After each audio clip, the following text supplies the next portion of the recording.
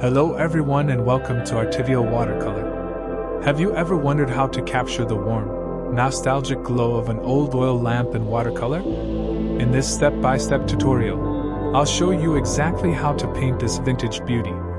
From the transparent glass to the rusty metallic body. And the best part? You don't need to be a pro to do this. I'll also share my secret trick for blending those warm yellow and brown tones to make the light look like it's actually glowing. So grab your brushes, and let's bring this antique lamp to life together. If you enjoy peaceful painting sessions, hit that subscribe button so you don't miss the next one. Let's go!